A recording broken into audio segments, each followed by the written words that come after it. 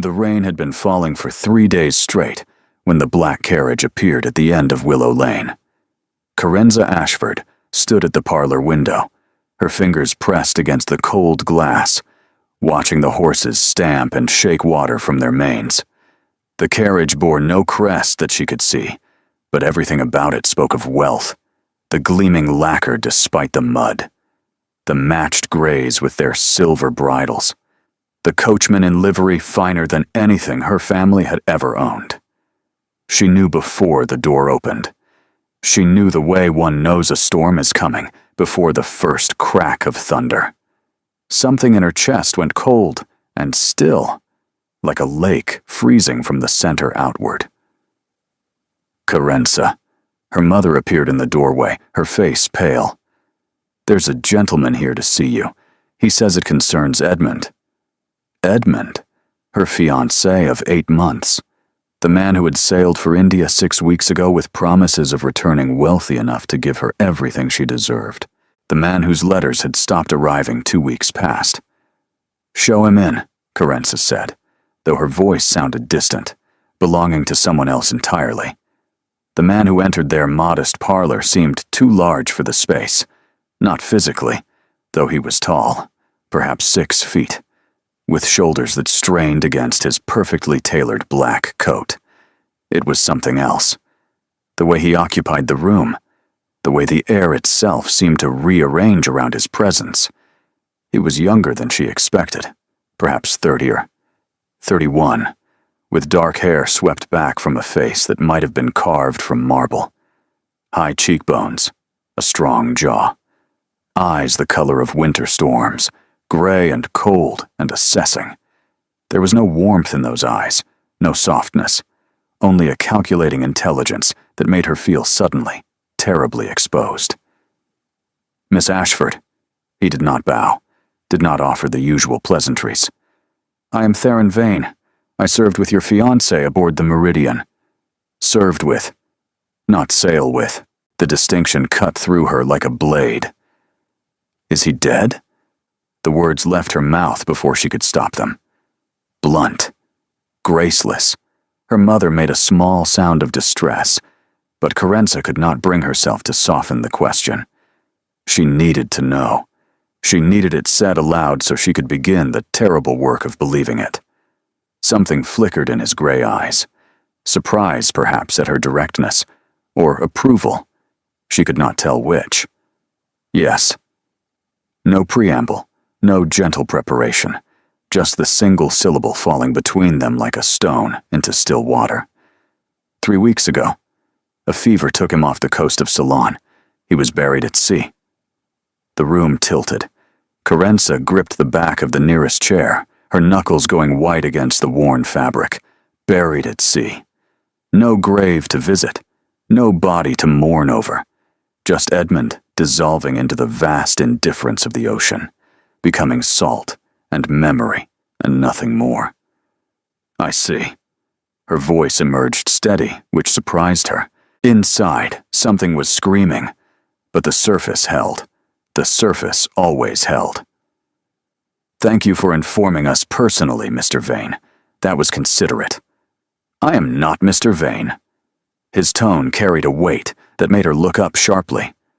"I am the Duke of Ashworth." A duke. A duke had come to their cramped parlor in the unfashionable part of town to deliver news of a dead sailor. The absurdity of it threatened to crack her composure. "Your Grace." She corrected herself automatically, years of her mother's instruction surfacing through the fog of shock. "Forgive me. I was not expecting—" "No." Something shifted in his expression, a hardening, as if he were steeling himself for something. "You were not. And I'm afraid the news of Edmund's death is not the only reason I've come." Carenza's mother stepped forward, her hand finding Carenza's shoulder. The touch was meant to be comforting, but it felt like a warning instead. "Your Grace," her mother said carefully, "perhaps you might allow my daughter a moment to absorb." "There is no time for moments, madam." The Duke's voice cut through the room like cold steel. "What I have to say cannot wait." He reached into his coat, and withdrew a folded document, the paper thick and expensive. He held it, but did not yet extend it toward her. Edmund Hale died owing me a considerable sum, £12,000 to be precise. He borrowed against the expectation of his trading venture's success. When that venture failed, and it failed spectacularly, he lost everything, including, I regret to say, this house. The world stopped making sense. Carenza stared at him, certain she had misheard. This house? That's impossible. This house belongs to my family. My father. Your father mortgaged it to cover your brother's debts 3 years ago. Edmund purchased the mortgage as part of his financial arrangements before sailing. He intended to settle the matter upon his return. The Duke's expression remained impassive. Unfortunately, he will not be returning. Carenza's mother swayed slightly. You cannot mean. The debt passes to his estate. Edmund had no estate, which means the debt now falls to his guarantor. Those cold gray eyes fixed on Carenza with terrible precision. You, Miss Ashford. Edmund named you as guarantor for his loan. I never signed anything. Carenza's voice rose despite herself. I would remember. The night before he sailed. You dined together at the Ashford Inn. He asked you to sign several documents regarding his trading company. You trusted him. You did not read what you were signing. The memory surfaced with sickening clarity. Edmund's smile across the candlelit table. The stack of papers he had pushed toward her with casual confidence. Her signature, given freely because she had loved him, because she had believed. No, the word came out as a whisper. No, this cannot be right.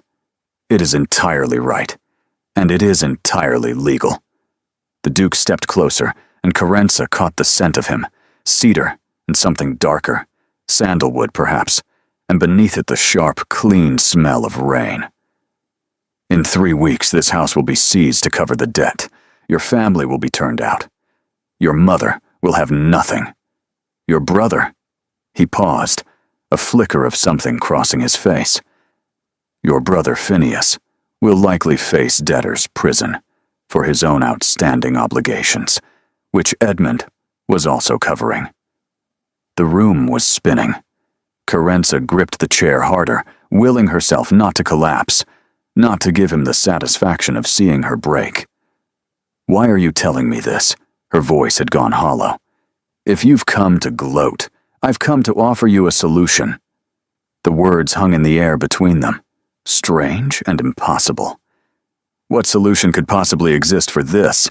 The Duke held her gaze. Something shifted in those winter storm eyes, something she could not name.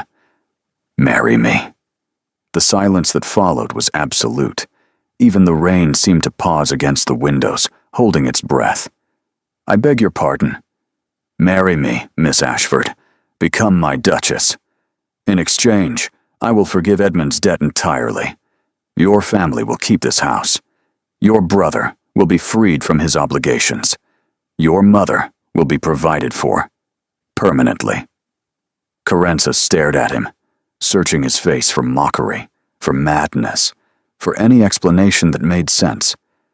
She found nothing but that same cold calculation. You don't know me, she managed finally. We met 5 minutes ago. You came to tell me my fiancé is dead, and now you're proposing marriage? I am proposing an arrangement. His voice was precise, clinical, one that benefits us both. How could marrying a complete stranger possibly benefit you? Something dark flickered across his features, a crack in the marble facade, there and gone so quickly she might have imagined it. That, he said quietly, is a conversation for another time. For now, all you need to know is that I require a wife before the season ends. You require salvation. The mathematics are simple. Carenza's mother had gone pale as milk. Her hand trembled against Carenza's shoulder. This is madness, Carenza breathed. I cannot simply... You have 3 days to decide. The Duke placed the folded document on the side table beside him. After that, the debt collectors will begin their work. I cannot stop what happens next." He turned toward the door, then paused, his hand on the frame. "One more thing, Miss Ashford. Whatever you decide, tell no one of this proposal. Not your brother. Not your friends. No one." His eyes met hers one final time, and she saw something there that made her blood run cold. "There are people who mustn't know what I am planning. If word spreads, this offer disappears, and your family's ruin becomes permanent." Then he was gone, the door closing behind him with a soft click that sounded like the ceiling of a tomb. Carenza stood frozen, staring at the document he had left behind, her dead fiancé's betrayal still burning in her chest, while a stranger's impossible proposal echoed through her mind. 3 days to decide. 3 days to choose between ruin and a marriage to a man whose eyes held secrets dark enough to drown in. The document told her everything and nothing. Carenza sat at the kitchen table long after her mother had retreated to bed, the single candle burning low as she read and reread the papers the Duke had left behind. Edmund's signature. Her own signature, barely recognizable, scrawled in haste on a night she remembered as romantic and now understood as ruinous. Figures that made her head swim. 12,000 pounds. A fortune. A lifetime of debt. And at the bottom, a single line that made her stomach turn. In the event of default, all obligations transfer to the undersigned guarantor. She had signed her own destruction without ever knowing it. "You should sleep." Carenza looked up to find her brother Phineas standing in the doorway, his coat still damp from wherever he had been all evening.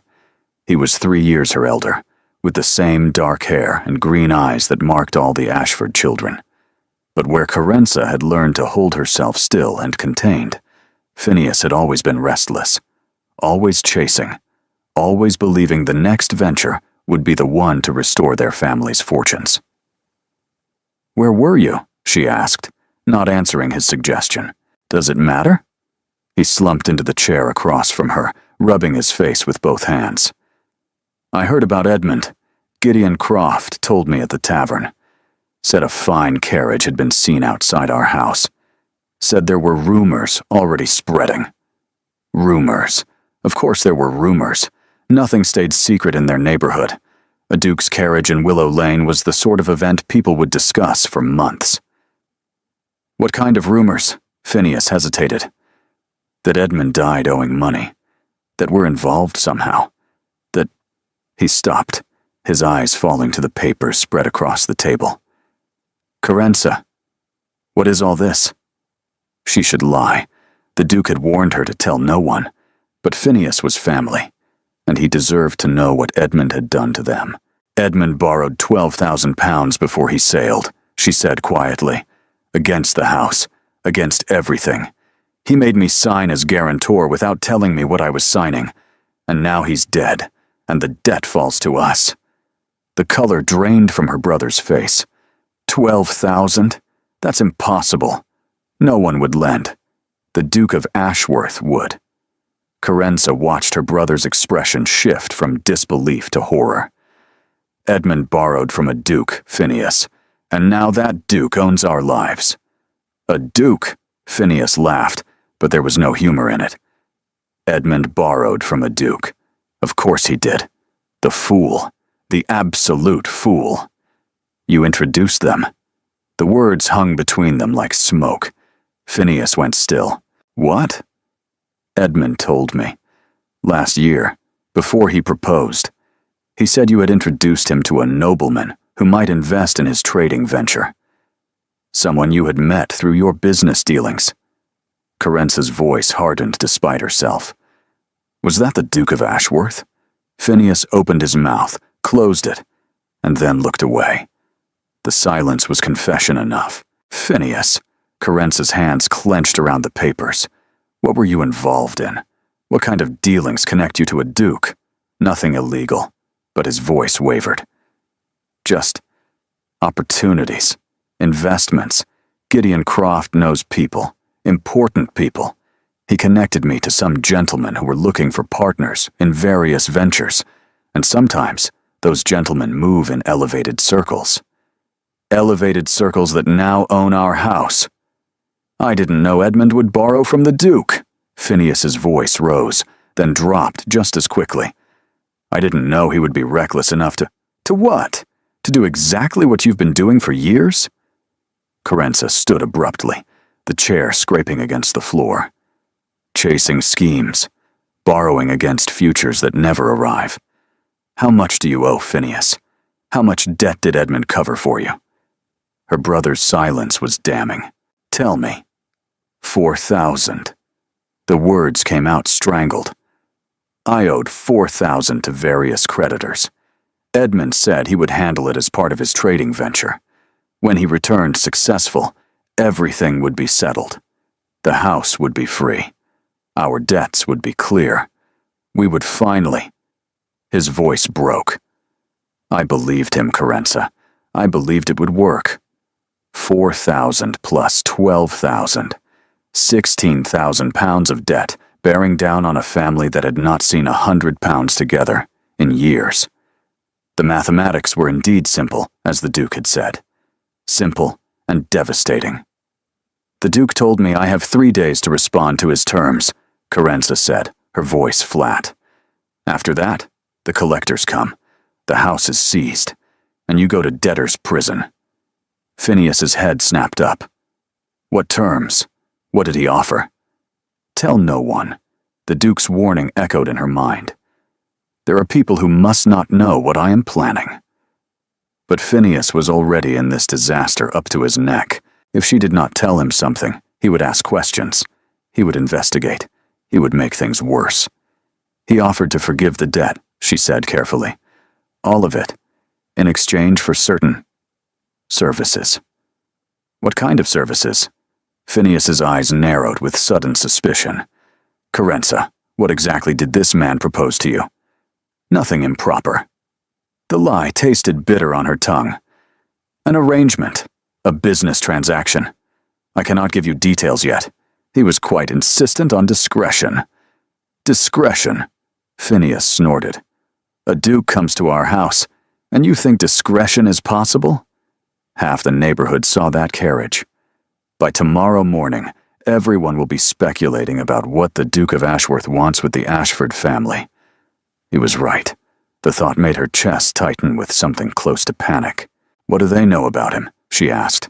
The Duke. What have you learned through your dealings? Phineas hesitated, then leaned forward, lowering his voice, as if the walls themselves might be listening. They say he's been looking for a wife, desperately, urgently, before the season ends. No one knows why. His grandmother has been parading every eligible lady in London before him for months, but he has refused them all. Lady Lavinia Pemberton was considered the front-runner until a fortnight ago, when the Duke cut her publicly at a music hall. Since then, the gossip has been relentless. A wife. Before the season ends. The pieces began arranging themselves in Carenza's mind, forming a picture she did not yet fully understand. What else? His father died last year. Suddenly, unexpectedly. Some say the Duke hasn't been the same since. Cold where he was, once merely reserved. Ruthless where he was, once simply efficient. Phineas met her eyes. They say he has enemies, Carenza. Powerful ones. They say someone is working against him, though no one knows who or why. Enemies. Secrets. A desperate need for marriage. And into this storm, he had thrown a proposal at a penniless woman whose fiancé had just died, owing him a fortune. Why me? She murmured, more to herself than to Phineas. He could have any woman in England. Why would he want someone with nothing to offer? Maybe that's exactly what he wants. Phineas's voice dropped further. Someone with nothing. Someone who has no choice but to accept. Someone who cannot afford to refuse his terms, whatever they are. The implication settled over her like ice water. She was not being offered salvation. She was being purchased. I need to think. Carenza gathered the papers with trembling hands. Go to bed, Phineas, and say nothing of this to anyone. Not to Mother. Not to Gideon Croft. Not to anyone. Carenza? Nothing. She fixed him with a look that brooked no argument. If you have ever loved this family, you will keep silent until I decide what to do. Phineas held her gaze for a long moment, then nodded slowly and retreated up the narrow stairs. Alone again, Carenza pressed her palms flat against the table, willing them to stop shaking. 3 days. 3 days to choose between ruin and chains, between poverty and a gilded cage. And beneath it all, a question she could not shake loose. What did the Duke of Ashworth truly want? And what would happen to her when she gave it to him? The candle guttered and died, leaving her in darkness. Somewhere in the distance, thunder rolled across the city. She sent word the next morning. The note was brief, 3 lines requesting an audience at his earliest convenience. She signed it with nothing but her name, folded it twice, and gave it to the boy who delivered milk, along with a coin she could not afford to spare. The response came before noon. Not a note. Not a message. The Duke himself, arriving in that same black carriage, rain still falling, as if the sky had decided never to stop weeping. He found her waiting in the parlor, dressed in her best gray wool, her hair pinned with severe precision. She had sent her mother to visit their aunt across town. She had made certain Phineas was occupied elsewhere. Whatever happened in the next hour, she would face it alone.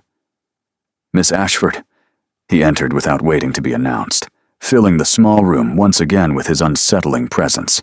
Today he wore charcoal gray, his cravat perfectly arranged, not a single dark hair out of place. He looked like a man who had never experienced uncertainty in his life. You wish to see me. I wish to ask questions. Carenza remained standing, though every instinct screamed at her to sit, to diminish herself, to become smaller in the face of his authority. Before I give you my answer, I need to understand what I would be agreeing to. Something flickered in his gray eyes. Approval, perhaps, or curiosity. Ask. Why me? He tilted his head slightly, as if the question amused him. I told you yesterday, you require salvation. I require a wife. That is not an answer. Carenza kept her voice steady through sheer force of will. You are a duke. You could marry anyone. Lady Lavinia Pemberton, the daughter of an earl, the daughter of a marquis. Women with dowries and connections, and everything I lack. Why would you choose a penniless widow's daughter, whose fiancé died owing you a fortune? Widow's daughter? My father passed away 4 years ago. She said it flatly, without sentiment. There was no room for sentiment today. My mother has survived on economies and the occasional kindness of distant relations. My brother chases schemes that never succeed. I was engaged to a man who I now understand saw me primarily as a signature on documents he could exploit. I have nothing to offer you, so I ask again, why me?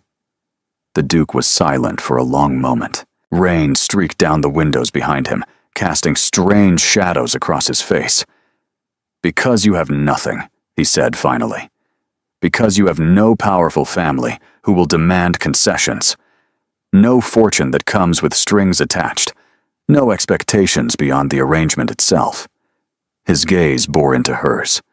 And because you are intelligent enough to ask questions that other women would not think to ask. That seems a thin basis for marriage. It is an excellent basis for the kind of marriage I require. Carenza felt her jaw tighten. And what kind is that? A practical one. He moved to the window, presenting her with his profile.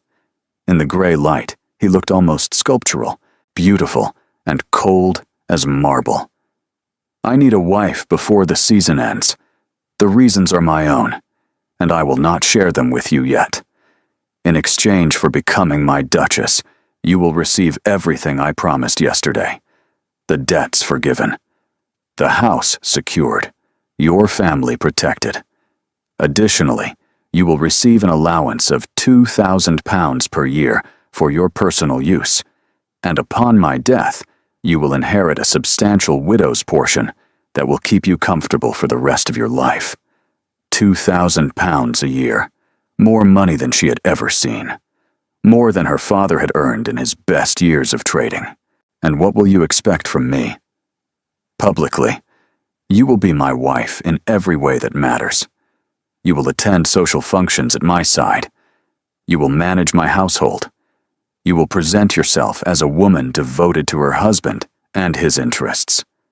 He turned back to face her, and something in his expression made her breath catch. Privately, we will maintain separate lives. I will not come to your chambers uninvited. I will make no demands upon your person. This is a marriage of convenience, Miss Ashford, not affection. I expect neither love nor pretense of it. No demands upon your person. The words should have been a relief. Instead, they landed strangely, leaving an odd, hollow feeling in her chest. And if I wish to leave, if the arrangement becomes unbearable, then you leave. His voice held no emotion. After 1 year, if you find the marriage intolerable, I will grant you an annulment. You will retain half your allowance and a modest property in the country. Your family's debts will remain forgiven, regardless of what passes between us. 1 year. She could survive anything for 1 year. And if I refuse entirely, then I walk out this door and never return. He said it simply, as if discussing the weather. The debt collectors arrive in 3 days. Your house is seized. Your brother goes to prison. Your mother ends her days in a charity home. And you, he paused, something flickering across his features. You spend the rest of your life knowing you could have prevented it. The cruelty of the choice settled over her like a shroud. She could see it now, the careful architecture of the trap. He had given her just enough information to feel she was making a decision, while leaving her no real option at all. You are not a kind man, she said quietly. No, he did not deny it. But I am a fair one, and I am offering you more than anyone else in your circumstances has ever been offered. The question is whether you are brave enough to accept. Brave or desperate. Sometimes they looked the same. I have conditions, Carenza said. His eyebrow rose fractionally. You are negotiating with me. You said yourself I was intelligent enough to ask questions others would not. I am also intelligent enough to protect myself. She lifted her chin, meeting his gaze directly. First, I want a written contract. Everything you have promised, documented and witnessed by a solicitor of my choosing. Agreed. Second, I want my mother provided for separately. A cottage in the country with a small income, entirely in her name. Something that cannot be taken from her, regardless of what happens between us. A pause. Then, slowly, he nodded. Agreed. Third. Carenza steeled herself. This was the most dangerous request, the one most likely to offend him. I want to know why you truly need a wife before the season ends. Not today, not before the wedding, but eventually, when you deem me trustworthy enough. I want to know what I am walking into. The silence stretched between them, taut as wire. She watched emotions flicker behind his carefully controlled expression. Surprise, calculation, and something else, something that looked almost like respect. You ask for trust, he said finally, before you have given me any reason to extend it. I'm giving you my life, your grace, my freedom, my future. That is trust enough for any reasonable man. Another silence. The rain continued its assault against the windows. Somewhere in the house, a clock ticked away the seconds. Agreed, the Duke said. When I judge the time is right, I will tell you everything. But know this, Miss Ashford. The truth, when it comes, will not be comfortable. You may wish you had never asked. I've learned to survive discomfort. His expression changed subtly, a softening so slight she might have imagined it. Yes, he murmured. I believe you have. He extended his hand. Not to shake, but palm up, waiting, an invitation. Do we have an agreement? Carenza looked at his hand. Elegant fingers, strong palm. The hand of a man who had never known want, never known desperation, never stood in a cramped parlor watching his world collapse around him. The hand of the man who now owned her future. She placed her palm in his.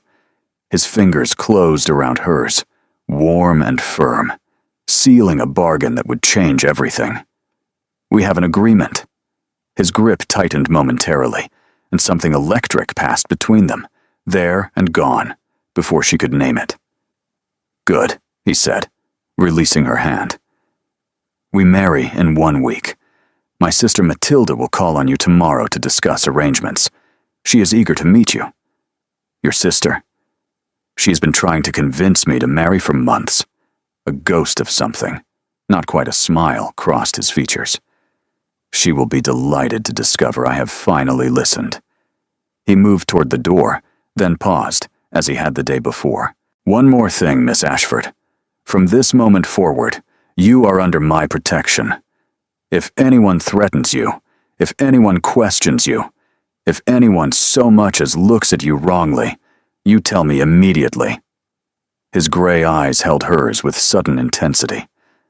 There are forces at work that you do not yet understand. Until you do, trust no one outside my household. Not your brother. Not your brother's associates. No one. Before she could respond, he was gone. Carenza stood alone in the parlor, her hand still tingling where he had held it, her heart racing with something that was not quite fear. She was engaged to a duke. She was saved, and she had absolutely no idea what she had just agreed to. Matilda Vaughn arrived the next morning, like a force of nature wrapped in rose silk. She was nothing like her brother. Where Theron was dark and severe, Matilde was golden, with honey-colored hair piled in artful curls, and eyes the warm brown of autumn leaves. Where he moved with controlled precision, she seemed to dance through doorways, trailing energy and enthusiasm in her wake. "Oh, you're perfect," she declared, before Carenza could even curtsy properly. Absolutely perfect. When Theron told me he'd finally found someone, I expected some timid little creature afraid of her own shadow. But you... She grabbed Carenza's hands, squeezing them with surprising strength. You have spine. I can see it in your eyes. He needs someone with spine. Lady Matilda, Carenza began. Just Matilda, please. We're to be sisters, after all. Her smile was radiant, infectious. Now, we have an enormous amount to do, and very little time to do it. The wedding is in 6 days. You'll need an entire wardrobe. We'll need to prepare the household for your arrival. And most importantly, we need to discuss grandmother. The word landed like a stone in still water. Grandmother. Matilda's expression flickered, something complicated passing behind her cheerful facade. The Dowager Duchess of Ashworth. She lives at Ashworth House with us. She has opinions, strong ones, about everything, but particularly about who Theron should marry. I see. Carenza's stomach tightened. And I am not who she would have chosen. You are not Lady Lavinia Pemberton, which is enough to make you infinitely preferable in my view. Matilda squeezed her hands again. But grandmother will need convincing. She's protective of Theron, especially since father died. She worries. About what? The question hung between them. Matilda's smile faltered, then recovered. About everything. About nothing. About things I cannot explain yet. She released Carenza's hands and moved toward the door with sudden briskness. Come. The carriage is waiting. We have a wedding to plan, and a duchess to forge. Ashworth House was not a house, it was a monument. Carenza had seen grand homes before, from a distance, through iron gates, in illustrations and books she could not afford to buy. But nothing had prepared her for the reality of standing in the entrance hall of one of London's finest residences, surrounded by marble floors and soaring ceilings, and portraits of ancestors who seem to judge her with painted eyes. It's overwhelming at first, Matilda said, linking her arm through Carenza's with easy familiarity. I grew up here, and I still get lost sometimes. But you'll learn. The important rooms are simple enough. The drawing room for receiving guests, the dining room for formal meals, the library for... She stopped, a knowing smile crossing her face. The library is Theron's sanctuary. You'll find him there most evenings, buried in account books and correspondence. He works too much. Perhaps you can convince him to stop. I doubt I have that kind of influence. You might be surprised. Matilda led her up a sweeping staircase, past more portraits, past doors that seemed to multiply endlessly. This will be your suite, the Duchess's chambers. She opened a door, and Carenza's breath caught. The room was enormous. A canopied bed, draped in pale blue silk, dominated one wall. Windows stretched nearly floor to ceiling, flooding the space with afternoon light. A writing desk sat beside the window, positioned perfectly to catch the sun. A vanity with a gilded mirror. A fireplace with a marble mantel carved with flowers and vines. It was beautiful. It was terrifying. It was nothing like anywhere she had ever belonged.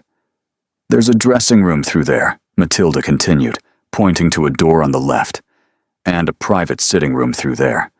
The door on the right connects to Theron's chambers. But don't worry. She caught Carenza's expression and laughed softly. He's had it locked from his side.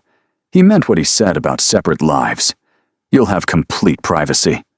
Complete privacy in a gilded cage. This is too much, Carenza heard herself say. It's exactly enough. Matilda's voice gentled.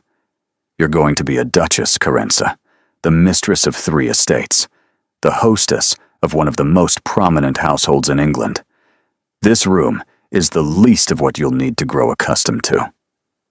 3 estates. Carenza had not considered that, had not considered any of it beyond the immediate salvation of her family. What have I agreed to? She whispered, more to herself than to Matilda. Something terrifying and wonderful. Matilda moved to stand beside her at the window, looking out over the manicured gardens below. Something that will change everything about your life. But also, she turned, her brown eyes suddenly serious. Something that might change my brother's life, too. He's been so cold since Father died. So closed off. I've watched him become a stranger, and I don't know how to reach him anymore. You think I can? I think you're different from anyone he's ever met. And sometimes, different is exactly what's needed. Before Carenza could respond, a sharp knock echoed through the room. That will be Odette, Matilda said, her cheerful demeanor snapping back into place. Your new lady's maid. She's wonderful.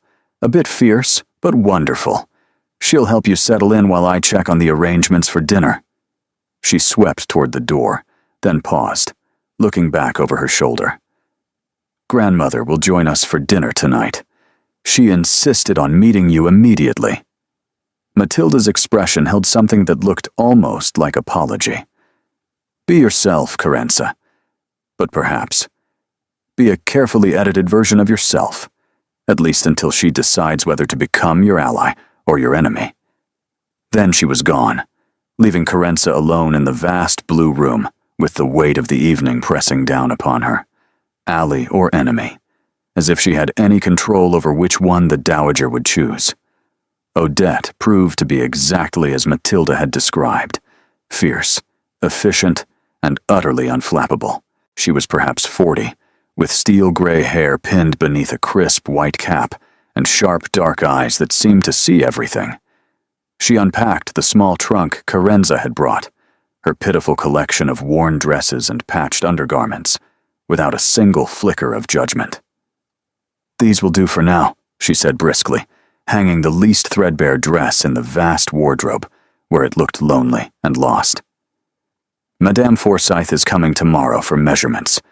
You'll have a full wardrobe within the week. That seems very fast. Money moves mountains, miss. Odette's lips twitched in what might have been a smile. And His Grace has made it clear that your wardrobe is the highest priority. His Grace. The Duke, her future husband. The man sleeping somewhere on the other side of a locked door. Has he said anything else? Carenza asked carefully. About me, I mean. About expectations. Odette paused in her work, studying Carenza with those penetrating eyes. He said you were brave, she replied finally, and that I was to treat you with the same respect I would show him. Her voice softened almost imperceptibly. His Grace does not say such things lightly, miss. Whatever arrangement exists between you, know that you have his protection. In this house, that counts for everything. It was the kindest thing anyone had said to her since this nightmare began. Thank you, Odette. The older woman nodded briskly, then returned to her work with renewed efficiency. Dinner is at 8. I've laid out the gray silk for tonight. It's the best of what you brought. Tomorrow we'll have better options. She moved toward the door, then paused exactly as Matilda had. One more thing, miss. The Dowager Duchess is not unkind, whatever you may have heard. But she is protective. Fiercely so. She loved the late Duke more than anything in this world, and she sees his shadow in His Grace. What should I do? Odette's face gave nothing away. Tell her the truth.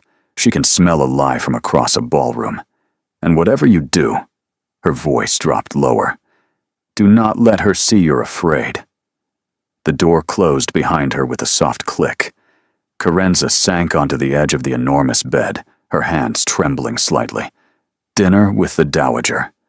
The woman who held the power to make her life in this house bearable or unbearable. The woman who had apparently been trying to marry Theron to someone else entirely. The woman who would almost certainly see Carenza as an interloper, a fortune hunter, a common girl playing above her station. Be yourself, but carefully edited. Don't let her see you're afraid. Tell her the truth. The advice contradicted itself at every turn. Carenza looked at the gray silk dress hanging in the wardrobe, the finest thing she owned, and yet hopelessly inadequate for what was coming. In 4 hours, she would face the Dowager Duchess. In 6 days, she would become a duchess herself, and somewhere in between, she needed to find a way to survive. The dining room could have swallowed Carenza's entire house. A table long enough to seat 30 stretched down the center of the room, though only 4 places had been set at one end. Crystal chandeliers caught the candlelight and scattered it across the walls in dancing fragments. Silver gleamed. Porcelain glowed. Everything spoke of wealth, so old and assured it had forgotten how to be anything else. Theron stood near the fireplace, dressed in formal black that made him look even more severe than usual. He nodded once as Carenza entered, his gray eyes sweeping over her with an expression she couldn't decipher. Miss Ashford, you look adequate. High praise from you, I'm sure. The words escaped before she could stop them. Something flickered at the corner of his mouth. Not quite a smile, but close. Matilda swooped in from behind, adjusting a fold of Carenza's gray silk with sisterly familiarity. Don't listen to him. You look lovely. The gray brings out your eyes. And here I thought it merely emphasized my poverty, Carenza murmured. This time Theron definitely smiled. Brief, unexpected, gone almost before it registered. You have a sharp tongue, he observed. I've been told it's one of my less endearing qualities. Perhaps. Or perhaps it's precisely what this household needs. Before Carenza could respond, the doors at the far end of the room opened, and all warmth fled the space.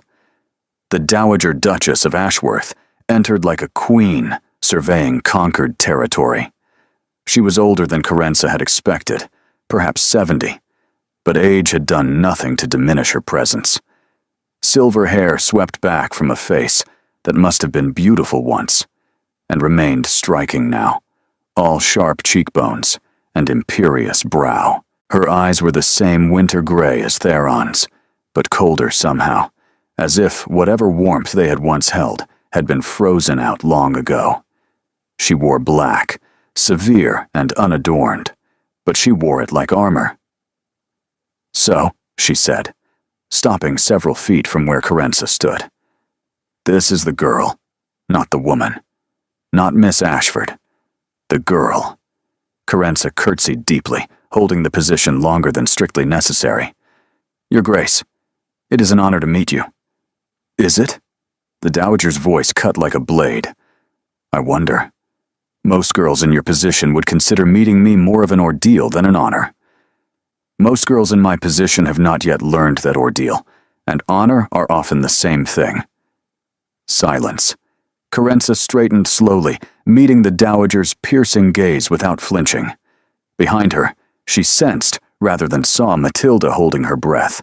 "Spine," the Dowager said finally. "You have spine. Matilda mentioned that." She moved closer, circling Carenza with the same assessing look the Duke had given her in her family's parlor. "Pretty enough, I suppose. Good posture. Your mother taught you well." "She taught me many things, Your Grace, including how to recognize when I am being evaluated like livestock at market." The temperature in the room dropped several degrees. Matilda made a small, strangled sound. Theron went very still. But the Dowager laughed. It was a sharp sound, more bark than amusement, but it was unmistakably a laugh. "Livestock," she shook her head slowly. "No one has dared speak to me like that in 20 years. Her eyes narrowed. "Either you are very brave or very foolish, Miss Ashford." "Possibly both, Your Grace. The circumstances have not yet revealed which." Another pause. The Dowager's gaze moved to her grandson, who stood like a statue by the fireplace. "You chose this one?" she asked him. "I did. She has no fortune, no family of consequence, no connections whatsoever." "No." Theron's voice remained level. "She has none of those things. Then why?" "Because she has exactly what I need." "And what is that?" The Duke held his grandmother's stare without flinching. "That is between Miss Ashford and myself." For a long moment, the two of them faced each other across the candlelit room, engaged in some silent battle of wills that Carenza could not fully understand. Then, slowly, the Dowager nodded. "Very well." She turned back to Carenza, her features remaining carefully neutral. "Come, sit beside me at dinner. We have much to discuss." It was not a request. Dinner was an interrogation dressed in silver and crystal. The Dowager asked questions with the precision of a surgeon wielding a scalpel. Where was Carenza's family from? What had her father done? How had he died? What was her education? Could she play piano? Did she speak French? Had she managed a household before? Carenza answered honestly, as Odette had advised. She spoke of her father's trading business and its collapse, of her mother's quiet strength, of the education her parents had sacrificed to provide, of the skills she had learned from necessity rather than privilege, mending and cooking and stretching pennies until they screamed. She did not mention Edmund, did not mention the debt, did not mention the true nature of her arrangement with Theron. But she suspected the Dowager knew anyway. "You understand," the older woman said as dessert was served, "that I opposed this match. I gathered as much, Your Grace. Lady Lavinia Pemberton is the daughter of an earl. Her mother was a Harrington. Her fortune is substantial, her connections impeccable." The Dowager's eyes fixed on Carenza's face. "She would have made an excellent duchess. I'm sure she would have. And yet my grandson refused her, refused every suitable woman I presented to him. And then, out of nowhere, he appears with you." The Dowager set down her spoon with deliberate precision. "Tell me why I should accept this." Carenza felt the weight of every eye in the room upon her. Matilda looked worried. Theron's expression remained impossible to read. "Because he chose me," Carenza said quietly. "And whatever his reasons, that choice should mean something. Even to you." choice. The dowager's voice dripped with something that might have been contempt, or might have been pain. My son chose for love. He married a woman with nothing but beauty and wit to recommend her. And when she died, he spent 20 years mourning her, refusing to remarry, refusing to secure the succession properly. Choice is not always wisdom, Miss Ashford. No, Carenza agreed, but it is not always foolishness either. And without knowing what drives your grandson's choice, you cannot judge which this is. The silence stretched unbearably. Then the dowager rose, and everyone at the table rose with her. "Walk with me," she said to Carenza. "Alone." The gallery was dark, lit only by moonlight streaming through tall windows. The dowager moved slowly past portraits of vain ancestors, her black gown rustling against the marble floor. Carenza followed in silence, waiting. "My husband died 30 years ago," the dowager said finally, stopping before a portrait of a dark-haired man with Theron's cheekbones. "My son died last year. Everything I have done since has been about protecting what remains of this family. I understand. Do you?" The dowager turned, her gray eyes catching the moonlight. "My grandson is in danger, Miss Ashford. There are forces working against him. Forces I cannot fully identify or combat. Someone wants him destroyed. And I do not know why." The words sent a chill down Carenza's spine. "Why are you telling me this?" "Because you are about to become part of this family, and that means you are about to become a target as well." The dowager stepped closer, her voice dropping to barely above a whisper. "I do not know what arrangement exists between you and Theron. I don't know why he chose you above all others. But I know this. If you betray him, if you work against this family in any way, I will destroy you so thoroughly that even your memory will be erased from the earth." The threat hung between them like poison. "And if I don't betray him?" Carenza asked steadily. "If I prove myself loyal?" The dowager studied her for a long moment. "Then you will have an ally more valuable than any fortune or connection."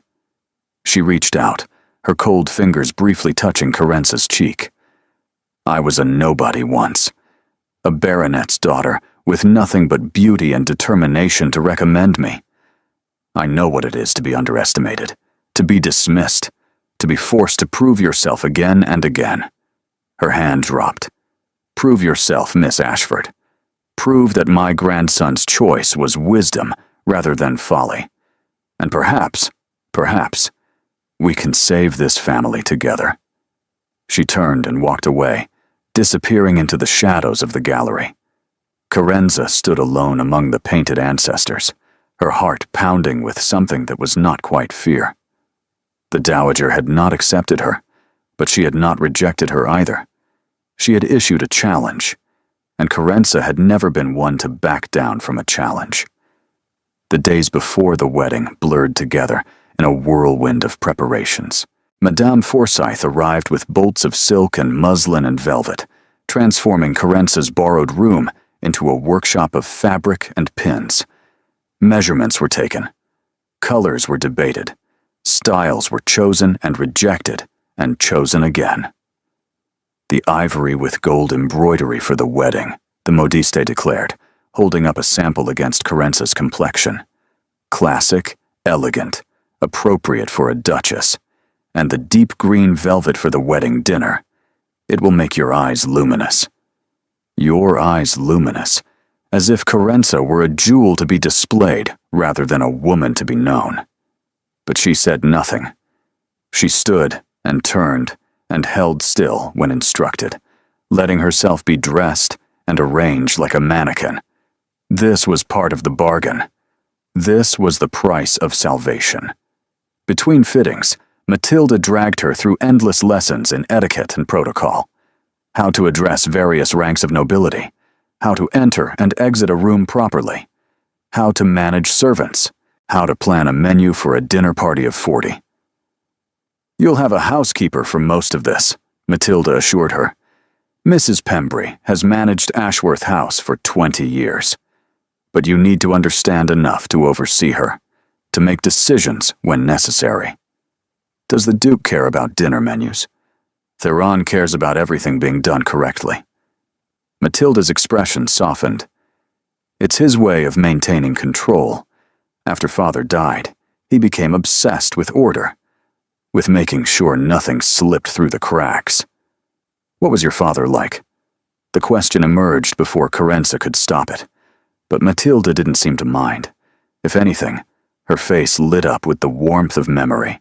He was wonderful, kind and funny, and completely devoted to us. Mother died when I was young, so I barely remember her, but Father made sure we never felt the lack. He read to us every night, took us riding in the park, let us eat sweets before dinner when Grandmother wasn't watching. She laughed softly. Theron was different then. Lighter. He used to laugh, actually laugh, not just that faint curve of his lips he does now. What changed? Father got sick. Matilda's voice dropped. It happened so fast. 1 week he was fine, and the next he was bedridden. The doctors couldn't explain it. Something in his blood, they said. Something they had never seen before. I'm sorry. Theron was in Scotland when it happened, visiting one of the northern estates. By the time he returned, she stopped, her eyes glistening. He didn't make it in time. Father died an hour before Theron's carriage arrived. The parallel to Edmund struck Carenza with unexpected force. Another man who had died before someone who loved him could reach him. Another loss that left wounds too deep to fully heal. He blames himself, she said quietly. It was not a question. He shouldn't. But yes, he believes if he'd been here, if he'd seen the signs earlier, somehow he could have saved him. Matilda wiped her eyes with a quick, practiced motion. Grandmother believes the same thing, though she'd never admit it. She thinks someone poisoned Father, though there was never any proof. Poisoned. The word echoed in Carenza's mind, connecting to the Dowager's warning about danger, about forces working against the family. Matilda, she began, but the door opened, and Odette entered with news that Madame Forsyth needed another fitting, and the moment passed. That evening, unable to sleep, Carenza found herself wandering the halls of Ashworth House. She had memorized the layout by now, or at least the parts she was permitted to access. The drawing room, the morning room, the gallery where the Dowager had delivered her warning, and the library, Theron's sanctuary. She had avoided it thus far, respecting his space, maintaining the careful distance that defined their arrangement. But tonight, drawn by restlessness and curiosity, she found herself standing before its heavy oak doors. Candlelight flickered beneath the threshold. He was inside. She should leave, return to her rooms, maintain the boundaries. Instead, she knocked. A pause. Then, enter. The library was everything Matilda had described and more. Books lined every wall, floor to ceiling, leather spines in every color. A fire crackled in the hearth, and Theron sat behind a massive desk, papers spread before him, quill in hand. He looked up as she entered, and something passed across his features. Not surprise exactly, but something close. Miss Ashford, it's late. I couldn't sleep. She moved further into the room, drawn by the warmth of the fire. I apologize for interrupting. You're not interrupting. He set down his quill, leaning back in his chair. I was simply reviewing estate accounts. They can wait. She wandered toward the nearest bookshelf, trailing her fingers along the spines. Philosophy, poetry, history, natural science, the collected wisdom of centuries gathered in one room. Your sister told me about your father, she said quietly. Behind her, the Duke went still. Did she? She said he was kind, that he used to read to you. Carenza pulled a volume from the shelf, Keats, worn with use. She said you were different before he died. Matilda talks too much. She loves you. That's not the same thing. Silence. Carenza turned to face him, the book still in her hands. In the firelight, his severity softened somehow. He looked tired, human, vulnerable in a way she had not seen before. "Why did you really choose me?" she asked. The question hung between them. He could deflect. He could dismiss her. He could retreat behind that wall of cold calculation that seemed to define him. Instead, he stood and moved toward the fire, presenting her with his profile. "My father believed in love," he said finally. "He married my mother, against everyone's advice because he loved her. When she died, that love became his anchor, his purpose. He never stopped loving her, even though she was gone." That sounds beautiful. It was. And it was also weakness. He turned to face her, firelight casting shadows across his features. His devotion to her memory left him vulnerable, open. When his enemies moved against him, he didn't see it coming because he was looking backward instead of forward. Enemies? Someone poisoned him. The words came out flat, final, slowly, over months. By the time we realized, it was too late. And we still don't know who did it, or why. Carenza felt the blood drain from her face. The Dowager mentioned danger. She said forces are working against your family. They are. Whoever killed my father may be targeting me next, which is why I need a wife before the season ends. His gray eyes met hers. Not for companionship, not for affection, for protection. How does a wife protect you? Because I need an heir. The words dropped like stones into still water. Without a clear succession, I remain vulnerable. My cousin Winthrop stands next in line, and he would sell this family to the highest bidder without a second thought. But if I marry, if I produce an heir, the succession becomes secure. My enemies lose their leverage. The calculation of it stole her breath. He had chosen her not because she was brave or interesting or anything of value. He had chosen her because she was desperate enough to accept a loveless marriage that would bind her to a family marked for destruction. "You're using me," she said slowly. "I'm using us both." He stepped closer, his voice dropping. "I didn't choose you at random, Carenza. Edmund Hale worked for me before his trading venture. He was investigating my father's death. That's why I funded his voyage. I thought he might find answers abroad."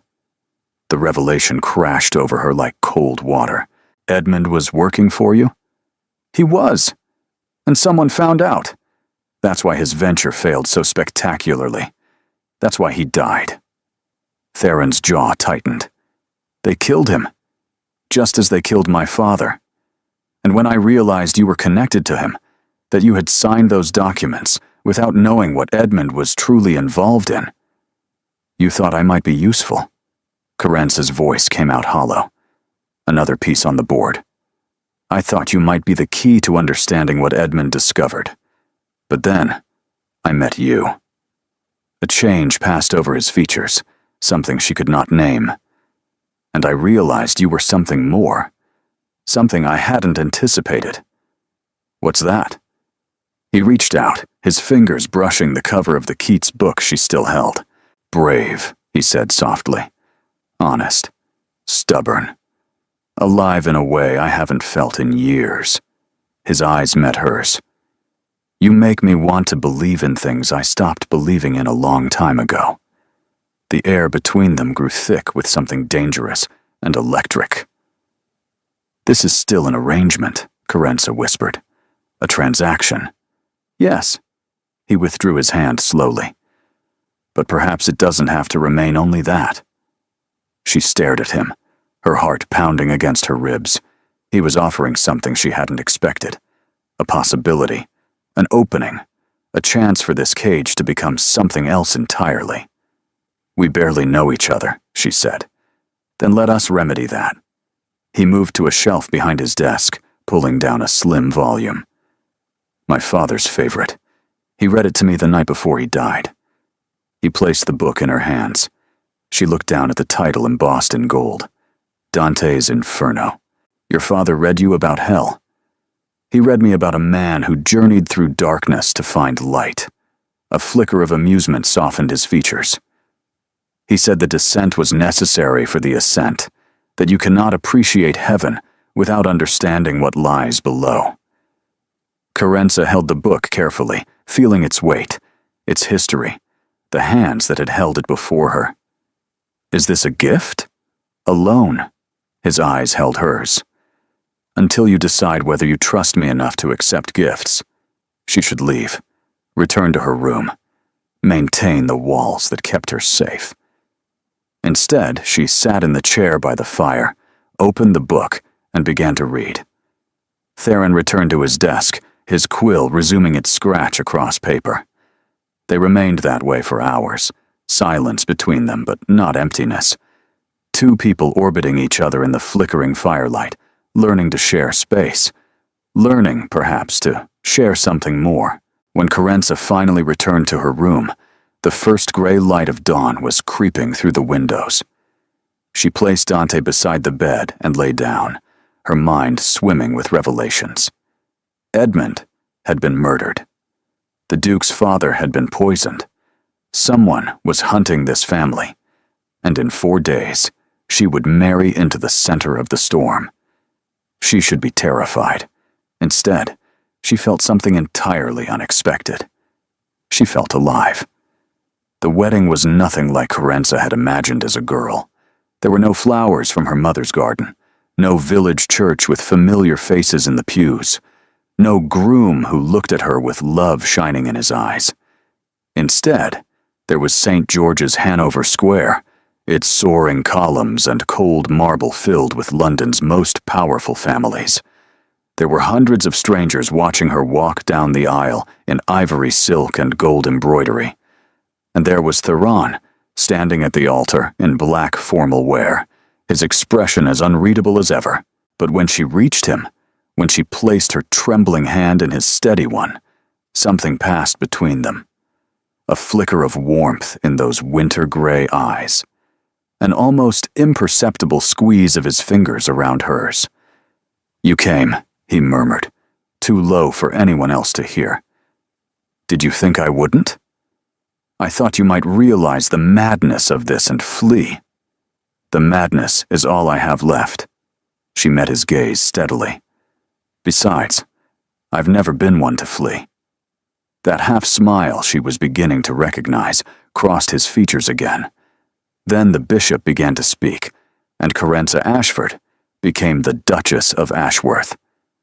The wedding breakfast passed in a blur of toasts and congratulations, most of them delivered with thinly veiled skepticism.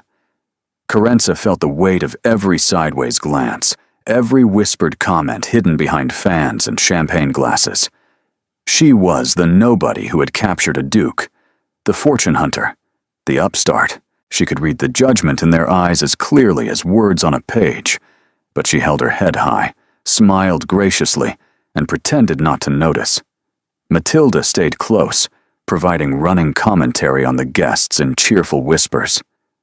"That's Lady Whitmore. Terrible gossip, but her husband controls half the shipping in Bristol, so everyone tolerates her. The woman in yellow is Mrs. Cavendish. She tried to match her daughter with Theron last season. The daughter eloped with a music teacher instead. Delicious scandal." "And her?" Carenza tilted her head toward a striking blonde woman in pale rose silk, who had been staring at them with undisguised hostility for the past hour. Matilda's expression flickered. "Lady Lavinia Pemberton.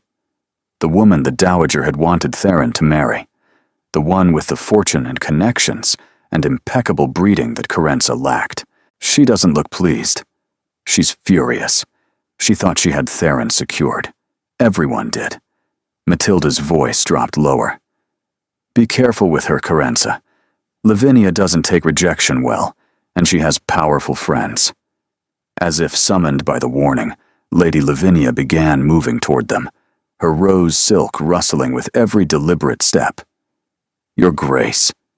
She curtsied to Carenza with exaggerated formality.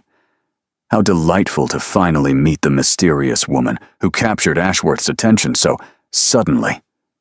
The emphasis on suddenly was deliberate, pointed. Lady Lavinia, Carenza kept her voice pleasant. I've heard so much about you. Have you? How interesting. I confess I had heard nothing of you at all, until the engagement was announced. Her blue eyes swept over Carenza's gown with barely concealed disdain. Quite the whirlwind romance, wasn't it? Some might call it suspicious. Some might call it fate. Theron's voice came from behind Carenza, his hand settling at the small of her back with proprietary warmth. Lady Lavinia, how kind of you to congratulate my wife. The temperature around them dropped several degrees. Of course, Lavinia's smile turned brittle. I wish you both every happiness, though I do hope the Duchess understands what she's married into. The Ashworth legacy is not for the faint of heart. My wife is many things, Theron replied, his voice soft but edged with steel. Faint of heart is not among them. Lavinia's eyes flashed with something dangerous. We shall see. She swept away, leaving the threat hanging in the air like smoke. She's going to be a problem, Carenza murmured. Yes. Theron's hand pressed more firmly against her back. But not one you'll face alone. The Ashworth ball was tradition. Every new Duchess was presented to society at a grand ball held within a fortnight of the wedding. It was a declaration of status, a display of wealth, and, Carenza understood now, a battlefield where alliances were forged or destroyed. She stood at the top of the grand staircase, Theron beside her, looking down at the glittering assembly below. Hundreds of candles blazed in crystal chandeliers. An orchestra played from the gallery, and every eye in the room was fixed on her. Ready? Theron asked quietly. No. She placed her hand on his arm. But I've learned that readiness is a luxury I cannot afford. They descended together. The crowd parted before them like the sea before Moses. Carenza felt the pressure of all those watching eyes, the judgment, the curiosity, the barely concealed hostility from certain quarters. The Duchess of Ashworth, someone announced, and a ripple of whispers followed in their wake. The first dance was theirs by tradition. Theron led her to the center of the floor as the orchestra began a waltz. His hand at her waist was warm and steady. His eyes never left hers. You're doing beautifully, he murmured as they turned. I'm terrified. It doesn't show. His grip tightened slightly. Remember what I told you. These people respect strength. Show them you belong here, and eventually they'll believe it. And if I don't believe it myself, then pretend until you do. Something softened in his expression. You've been pretending your entire life, Carenza. Pretending poverty didn't sting. Pretending Edmund's love was enough. Pretending you didn't deserve more than you were given. This is just another performance. The accuracy of his assessment stole her breath. You see too much, she whispered. I see you. His voice dropped lower, intimate despite the hundreds watching. Perhaps more clearly than anyone ever has. The waltz ended. They parted with proper formality. But something had shifted between them, some invisible barrier growing thinner. The rest of the evening was a gauntlet of introductions and conversations. Carenza danced with earls and viscounts, making small talk, while their wives assessed her from the sidelines. She complimented gowns she didn't care about, and expressed interest in horses she would never ride. She smiled until her face ached, and curtsied until her knees protested. And through it all, she felt Theron's presence like a compass point, always aware of where he was in the room, always catching his glance across the crowd. It was during the supper dance that Lady Lavinia made her move. Carenza had stepped onto the terrace for air, needing a moment away from the suffocating press of bodies and expectations. The night was cool, the gardens below silver with moonlight. She heard the footsteps behind her too late. Enjoying your triumph, Your Grace? Lavinia emerged from the shadows, her rose silk replaced by deep burgundy that made her look like a wound against the darkness. "Lady Lavinia," Carenza kept her voice steady. "I wasn't aware we had anything further to discuss." "Oh, but we do." Lavinia moved closer, her smile sharp as broken glass. "You see, I've been making inquiries about you, about your family, about your conveniently deceased fiancé." Carenza's stomach dropped. Edmund Hale. Lavinia savored the name like poison. A nobody from nowhere who somehow borrowed £12,000 from one of the richest men in England, and then died before he could repay it, leaving you, his devoted fiancé, conveniently positioned to catch the Duke's attention. "You don't know what you're talking about, don't I?" Lavinia stepped closer still, her voice dropping to a hiss. "I know desperation when I see it. I know a scheme when I smell one. And I know that whatever hold you have over Ashworth, it won't last. There is no hold. There is no scheme. Then why did he choose you?" Lavinia's composure cracked, revealing something raw and ugly beneath. "I did everything right. I was perfect for him. Perfect. And he looked through me like I was glass. Then you appear from nowhere, and suddenly he's proposing within a week? Perhaps he simply didn't love you." The word struck like a slap. Lavinia's face contorted with fury. "Love? You think this is about love? How charmingly naive." She leaned in, her breath hot against Carenza's cheek. "This is about power, you foolish girl. And you have none. The moment I discover what secret binds you to Ashworth, I will destroy you both. You'll find nothing." Carenza forced strength into her voice. "Because there is nothing to find." "We'll see."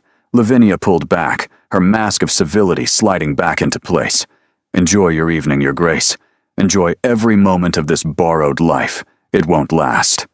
She vanished back into the ballroom, leaving Carenza shaking on the terrace. "Carenza!" She spun to find Theron emerging from the shadows on the opposite side of the terrace. His expression was thunderous. "How much did you hear?" "Enough." He crossed to her in 3 quick strides, his hands gripping her shoulders. "Are you all right?" "I'm fine," but her voice trembled. "She suspects something. She's going to investigate." "Let her investigate." His grip tightened. "She'll find nothing that connects you to anything improper. Edmund's involvement with me was carefully hidden. The debt is forgiven and documented as a wedding gift from a family friend. There is no trail for her to follow. She's dangerous, Theron. So am I." His gray eyes blazed with intensity. "No one threatens my wife. No one. My wife." The word sent an unexpected warmth through her chest. "You're shaking," he observed, his voice softening. "It's cold." "It's not cold." He pulled her closer, his body blocking the wind. "You're frightened. I told you. I'm fine. And I told you once that you were brave." His hand rose to cup her cheek, his thumb brushing across her skin. "Brave enough to face down my grandmother. Brave enough to accept an impossible proposal. Brave enough to stand in that ballroom and pretend you belonged. Pretending is exhausting. I know." His forehead touched hers, his breath warm against her lips. "But you don't have to pretend with me. Not anymore." The moment suspended between them, fragile as spun glass. Then voices spilled from the ballroom doors, and they stepped apart just as a group of guests emerged onto the terrace. "Your Grace," someone called. "We've been looking everywhere. The next dance is about to begin." Carenza smoothed her gown, composing herself. When she looked at Theron, his mask was back in place. But something had changed. Something had begun. 3 weeks into her marriage, Carenza realized she was in danger. Not from Lavinia's threats, or the mysterious enemies hunting the Ashworth family. Those dangers she understood. Those she could prepare for. No, this danger was far worse. She was falling in love with her husband. It had happened gradually, in stolen moments, and quiet evenings. In the library where they read together by firelight. In the breakfast room, where he saved her the last pastry without being asked. In the garden, where he pointed out the roses his mother had planted, and spoke of her with such tenderness that Carenza's heart ached. He was not the cold, calculating man she had first met in her family's parlor. That man had been armor, protection, a wall built to keep the world at bay. But behind the wall, there was someone else entirely. Someone who laughed at Matilda's terrible jokes. Someone who spent hours reviewing estate accounts to ensure every tenant was treated fairly. Someone who visited his father's grave every Sunday morning and stood there in silence, his grief too deep for words. Someone who looked at her sometimes with an expression she couldn't name but felt in her bones. "You're staring," he said one evening, glancing up from his correspondence. Carenza startled, nearly dropping the book she'd been pretending to read. "I was thinking." "About? About whether you ever actually finish working, or if the papers simply multiply when no one's watching." That familiar hint of warmth at the corner of his mouth again. "They multiply. It's a curse passed down through generations of dukes." She laughed despite herself, and his expression grew fractionally warmer. This was the danger. These moments, this ease, the way he made her feel seen and safe, and something she hadn't felt since Edmund's death. Hopeful. "Carenza." His voice had shifted, grown serious. "There's something I need to tell you." She set down her book, her pulse quickening. "What is it?" "Lavinia has been making inquiries, as she threatened. So far, she's found nothing damaging. But..." He hesitated, which was unlike him. "She's been seen with my cousin Winthrop." The name landed like a blow. "Your cousin? The one who inherits if I die without an heir, yes." Theron's jaw tightened. "Winthrop has always resented me. He believed he should have inherited directly, that my father somehow cheated him out of his birthright. And now he's aligned himself with the woman I publicly rejected." "You think they're working together?"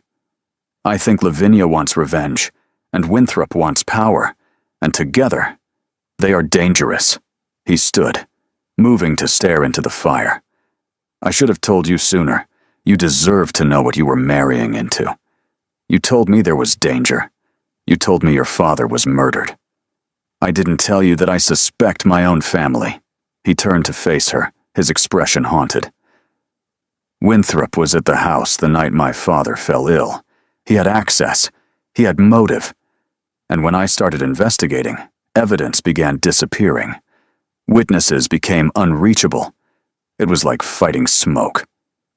Carenza rose, crossing to stand before him. "Why didn't you go to the authorities?" "With what? Suspicions? A grieving son's paranoia?" His laugh was bitter.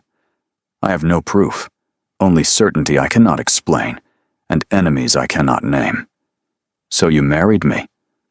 Understanding dawned slowly. "To secure the succession, to take away Winthrop's motive, to protect everything my father built, everything he died for." His eyes met hers.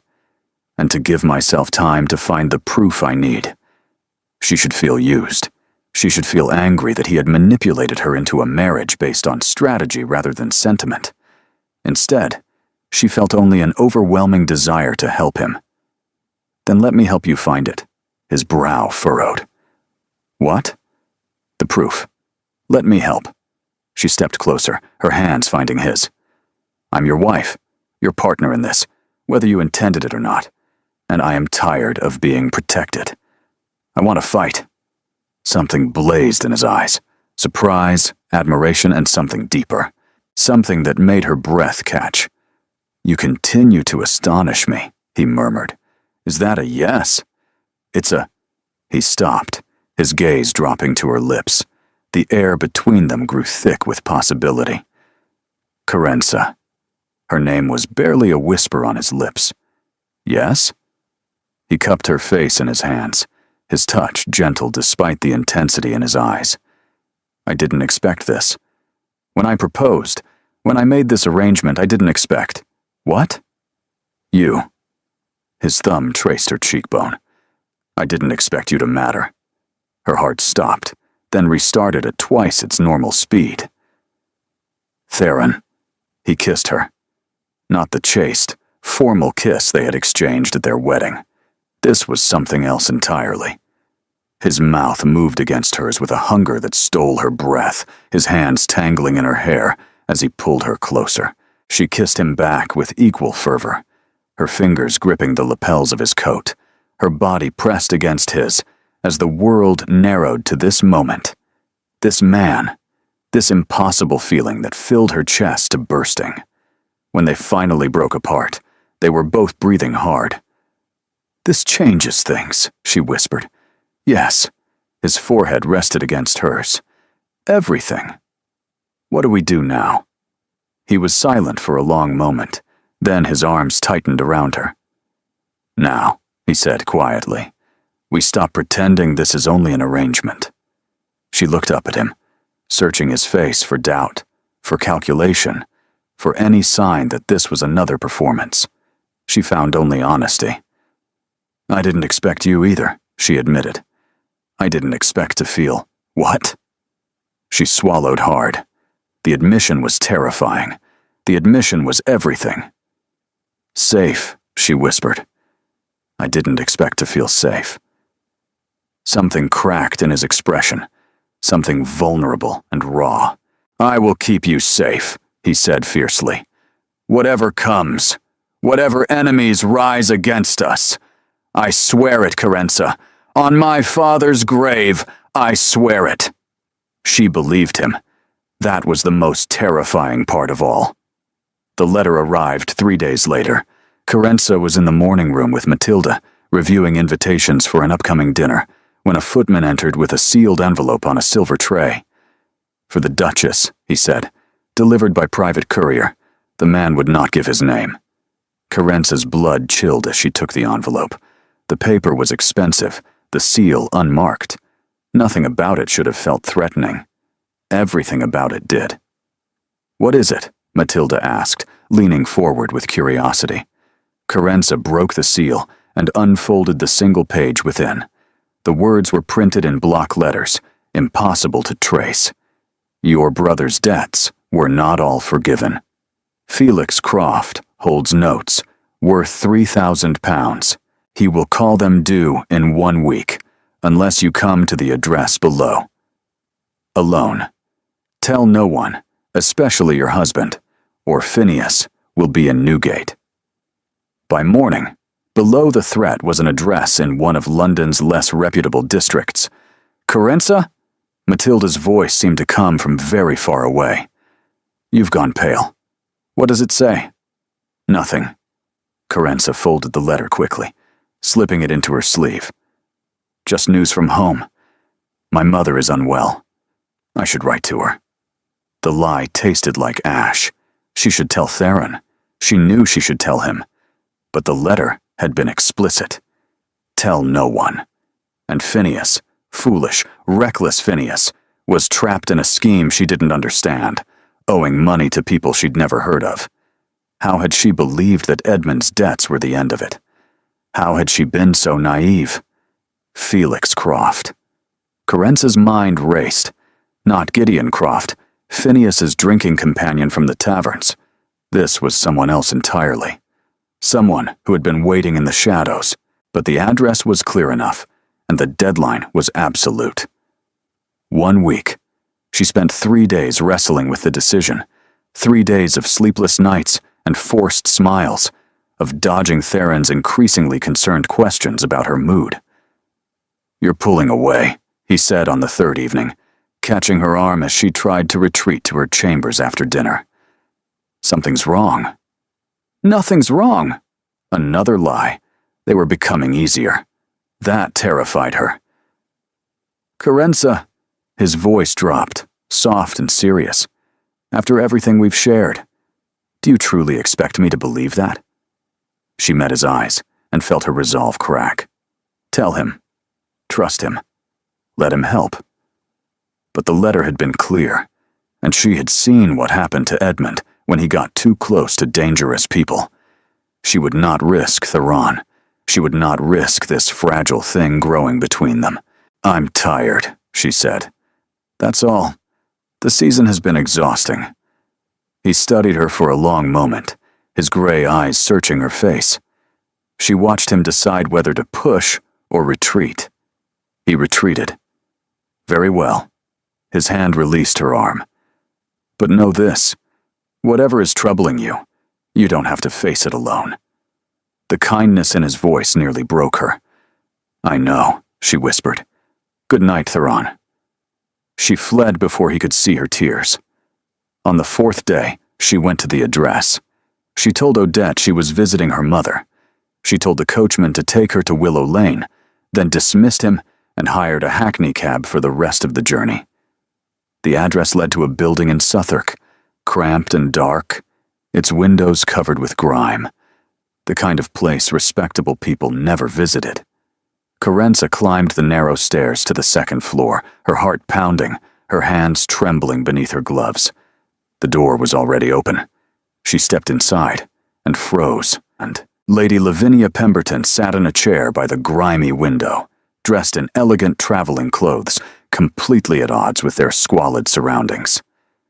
Beside her stood a man Carenza had never seen before, tall and thin with calculating eyes. And in the corner, bound to a chair with a gag in his mouth, was Phineas. "Ah, Your Grace!" Lavinia's smile was triumphant. "So good of you to join us." "Let him go." Carenza's voice came out steadier than she felt. "Whatever quarrel you have is with me, not him." "On the contrary, your brother is quite central to our quarrel." Lavinia rose, moving toward her with predatory grace. "You see, Phineas has been working for us for quite some time. Unwittingly, of course. He thought he was simply networking, making useful connections.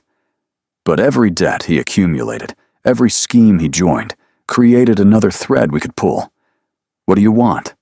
What I've always wanted." Lavinia's mask of civility dropped entirely. Ashworth. The title, the estates, the power. Everything that should have been mine. Theron won't have a choice.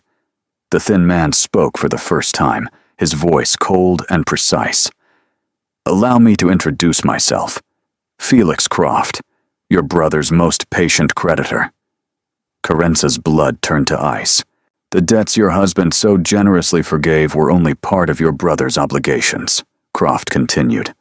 "The rest he owes to me. And I am not so forgiving." "What do you want?" Carenza repeated. "A simple signature." Lavinia produced a document from her reticule. "A confession. That you tricked the Duke into marriage through deception. That you concealed your brother's criminal debts and your own involvement in Edmund Hale's schemes. That's a lie. It doesn't matter if it's true. It only matters if it's believed." Lavinia's eyes glittered. "Once this document is made public, your marriage will be annulled. You'll be ruined. And Theron," her voice softened with mock sympathy, "poor, heartbroken Theron will need someone to comfort him. Someone suitable. Someone who understands his world. He'll never believe it. He won't have to. The courts will believe it. Society will believe it." Lavinia thrust the document toward her. "Sign, and your brother goes free. Refuse, and he hangs for the crimes we'll manufacture. Your choice, Your Grace." Phineas made a muffled sound behind his gag, his eyes wild with fear. Carenza looked at the document, at her brother, at the woman who had orchestrated her destruction with such patient cruelty. She thought of Theron, of the way he'd looked at her in the library, of his promise to keep her safe, of everything she was about to lose. "I'll sign," she whispered. Lavinia's smile widened. Carenza signed the confession at 3:30 in the afternoon. By 4, she was back in the hackney cab, numb with despair. By 5, she was standing in her mother's parlor in Willow Lane, explaining that she had made a terrible mistake and could not return to Ashworth House. By 6, a carriage bearing the Ashworth crest appeared at the end of the lane, and by 7, Theron himself was standing in her family's cramped parlor, his expression a storm of fury and hurt. "Tell me it's not true." His voice shook with barely contained emotion. "Tell me the confession Lavinia is circulating through every salon in London is a fabrication." Carenza couldn't meet his eyes. "I can't. You can't, or you won't." "I signed it." The words tasted like poison. "To save Phineas. They had him. They threatened to destroy him if I didn't. So you destroyed us instead." The words hit her like physical blows. "I was trying to protect you," she whispered. "To protect everyone. I didn't know what else to do. You could have told me." His composure finally shattered, his voice rising. "You could have trusted me. We could have faced this together. And if I'd come to you and Lavinia had followed through on her threats, Phineas would be in prison. The scandal would have touched you regardless. At least this way. At least this way, what? You sacrifice yourself? You let them win?" He stepped toward her, his hands gripping her shoulders. "Do you truly understand what you've done? That confession is already spreading through society. By morning, every door in London will be closed to you. The marriage can be annulled. You will have nothing." "I know." "Then why?" She finally met his eyes, and he saw the tears streaming down her face. "Because I love you," she said. "And loving you means I can't let you be destroyed by your association with me. This way, you're free. You can denounce me, annul the marriage, and move forward with your life." "I don't want to be free." The words exploded from him. He stopped. His hands fell from her shoulders. Something in his expression closed off, retreating behind the cold mask she hadn't seen since their first meeting. "I want what clearly does not exist," he finished quietly. "A wife who trusts me. A partnership built on honesty." "Theron, don't." He stepped back. "The Dowager will handle the annulment proceedings. Your family will be provided for, as I promised. But this," he gestured between them, "this is over." He turned and walked out of the parlor, out of the house, out of her life. Carenza sank to her knees on the worn carpet and wept. The scandal was everything Lavinia had promised. Within 2 days, Carenza's name was poison. The woman who had deceived a duke, the fortune hunter who had schemed her way into nobility, the imposter who had finally been exposed. She stayed with her mother, avoiding windows, avoiding neighbors, avoiding the pitying looks from people who had once envied her impossible rise. Phineas had been released, shaken, but unharmed. He tried to apologize a dozen times, but Carenza couldn't bear to hear it. His foolishness had been the thread that unraveled everything. But the fault was hers. She had signed that confession. She had made the choice. On the 3rd day, Matilda came. She arrived in a plain carriage without the Ashworth crest, dressed simply, her usually bright expression drawn with worry. "Don't," Carenza said before Matilda could speak. "Don't try to comfort me. I don't deserve it." "You deserve the truth." Matilda pushed past her into the parlor. "Which is why I'm here." "What truth?" "That my brother has been absolutely unbearable since he left you." Matilda's voice cracked with emotion. "He won't eat. He won't sleep. He's locked himself in the library, refusing to see anyone, and he keeps reading that wretched Dante book you left behind." The book? She had forgotten about the book. "He made his feelings clear," Carenza said quietly. "He made his hurt clear. That's not the same thing." Matilda grabbed her hands. "You broke his heart, Carenza. But a broken heart can be mended. What can't be mended is a life spent wondering what might have been."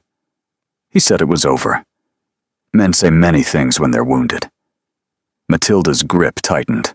"The question is, do you love him?" The answer rose in her chest, undeniable and absolute.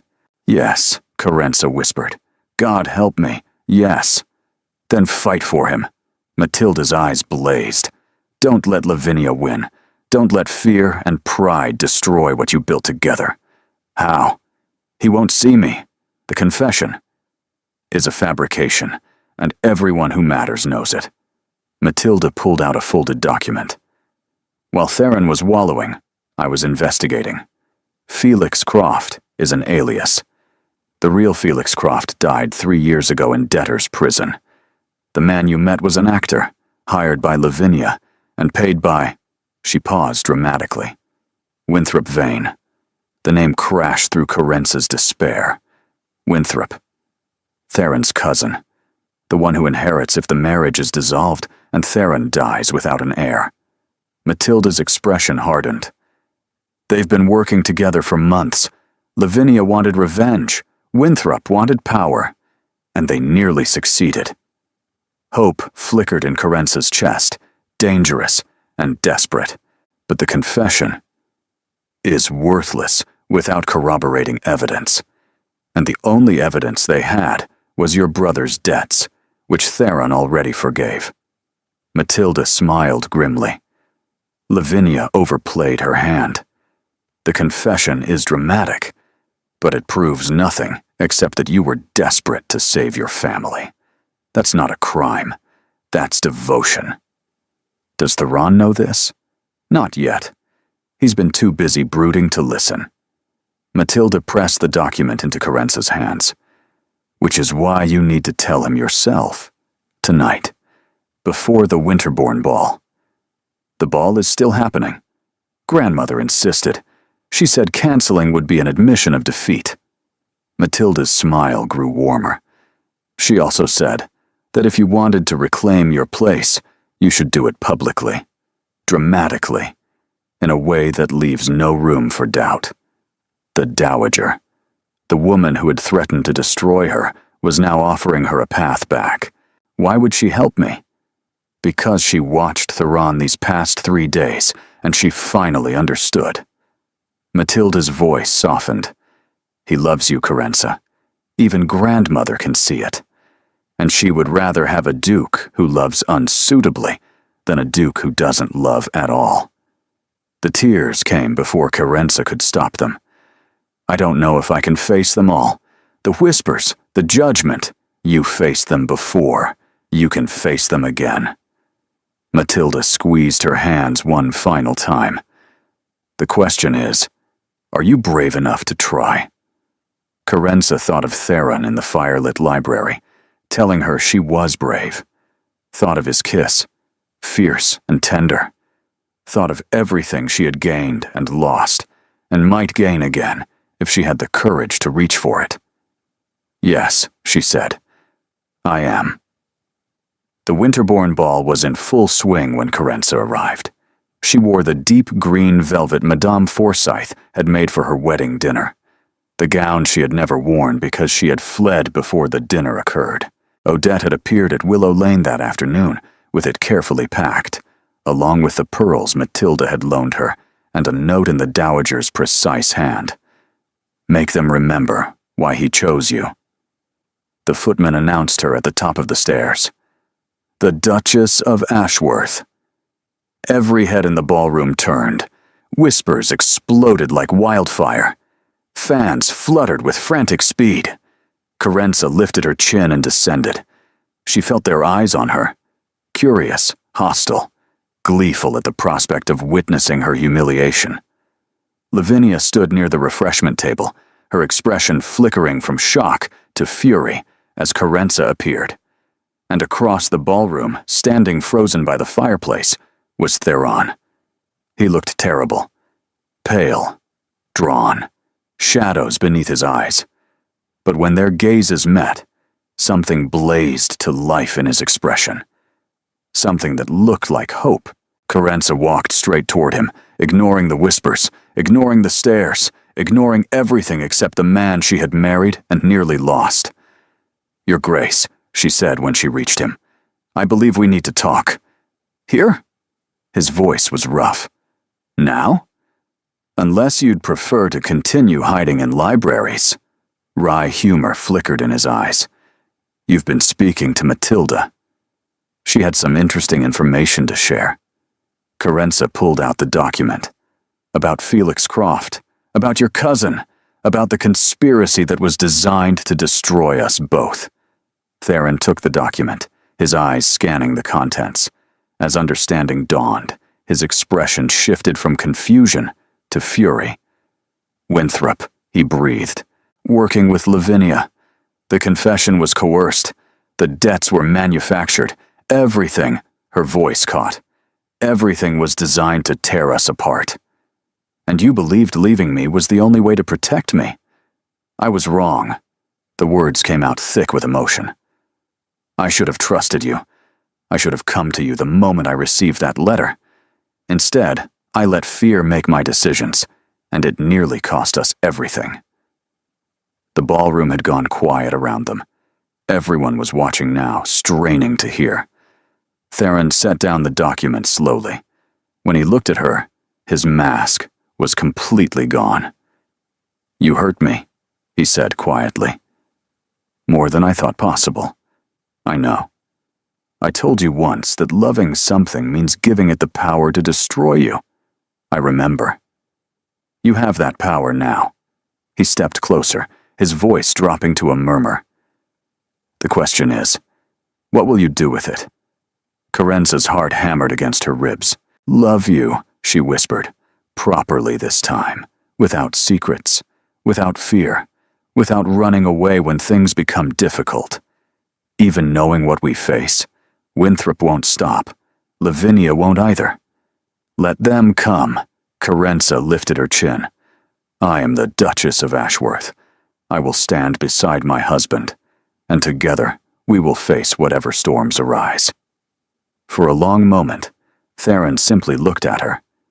Then he smiled. A real smile, warm and bright, and everything she had been afraid she would never see again. Together, he repeated. Together. He took her hand and raised it to his lips, pressing a kiss to her knuckles with deliberate formality. Then I believe, Your Grace, that you owe me a dance. The orchestra, as if sensing the shift in atmosphere, struck up a waltz. Theron led her to the center of the floor. The crowd parted before them, whispers transforming into something else. Wonder, perhaps, or begrudging respect. They danced, and this time there was no performance, no pretense. Only two people who had found each other through chaos and nearly lost each other to fear, moving together with perfect synchronicity. Lavinia is leaving, Carenza murmured, catching a glimpse of burgundy silk retreating toward the doors. Let her go. We'll deal with her tomorrow. And Winthrop? Him too. Theron's grip tightened at her waist. Tonight is ours. Everything else can wait. The waltz ended. They stood in the center of the ballroom, surrounded by hundreds of witnesses. And then Theron did something that made every jaw in the room drop. He kissed her. Not a polite, formal kiss. A real kiss, deep and fierce, and utterly improper for a public setting. When they finally broke apart, the ballroom erupted, some gasping, some applauding, and some simply staring in disbelief. Well, the dowager's voice cut through the chaos, dry as parchment. I suppose that settles the question of whether the marriage will continue. Carenza turned to find the older woman watching them with an expression that might, just might, have contained a hint of approval. Your Grace, Carenza said, curtsying. Your Grace, the dowager returned, nodding. Well played. You've given them a story they'll be telling for years. I wasn't thinking about stories. No. The dowager's eyes softened almost imperceptibly. I don't suppose you were. The scandal transformed overnight. No longer was Carenza the deceiver, the fortune hunter, the imposter exposed. Now she was the devoted wife who had sacrificed her reputation to save her family. The romantic heroine who had won back her husband's love against impossible odds. The confession was quietly forgotten. Winthrop fled London 3 days after the ball, his involvement with Lavinia exposed by the document Matilda had uncovered. Lady Lavinia herself retreated to the countryside, her social standing shattered beyond repair. and Carenza found herself, against all probability, exactly where she belonged. 6 months later, on a winter evening much like the one when they had first met, Theron found her in the library. She was reading by the fire. Dante, the book he had given her, worn now with repeated reading. She looked up as he entered, a smile crossing her face. "You're supposed to be reviewing estate accounts. The accounts can wait." He moved toward her, something hidden behind his back. "I have something for you." "Another book? Something else?" He knelt before her chair, and her breath caught at the intensity in his gray eyes. "I never did this properly. When I proposed, it was a transaction, a bargain. I offered you salvation in exchange for your freedom. Theron, let me finish." He produced a small velvet box, opening it to reveal a ring, not the formal diamond she'd been given at their wedding, but something simpler. A band of gold set with a single emerald that matched her eyes. "This was my mother's," he said quietly. "My father had it made for her when he proposed. He told me once that he'd known from the moment he met her that she would change his life." Carenza's eyes filled with tears. "I didn't know when I met you," Theron continued. "I thought I was simply finding a solution to a problem. But you became so much more. You made me want to live again, to feel again, to believe that love wasn't weakness, but strength." "It is strength," she whispered. "I know that now." He slipped the ring onto her finger, where it settled beside her wedding band. "Carenza Ashford Vane, Duchess of Ashworth, my wife, my partner, my heart. Will you do me the honor of remaining married to me? Not because of contracts or arrangements, but because you choose to?" The tears spilled over, running down her cheeks. "Yes," she said. 1,000 times. Yes. He rose and kissed her, gentle and fierce all at once, and she wrapped her arms around him and held on. Later, much later, they sat together by the fire, her head on his shoulder, his arm around her waist. "There's something else," he said quietly. "Something I've been waiting to tell you." "What?" "We found the proof, against Winthrop, a letter in his own hand, admitting to poisoning my father. He'll be tried for murder." Carenza sat up, staring at him. "When?" "3 days ago. I wanted to tell you properly, when we were alone." His expression softened. "It's over, Carenza. Finally, truly over. Justice will be done." The weight she hadn't realized she was carrying lifted from her shoulders. "Your father would be proud of you," she whispered. "I hope so." His voice caught. "I hope he knows that I finally listened, that I chose love over duty, that I found someone worth fighting for." "You did." She cupped his face in her hands, pressing her forehead to his. "And I found someone worth staying for." They remained that way for a long moment, breathing together, hearts beating in synchronicity. Then Carenza laughed softly. "Do you know what I was thinking when you first appeared in my mother's parlor?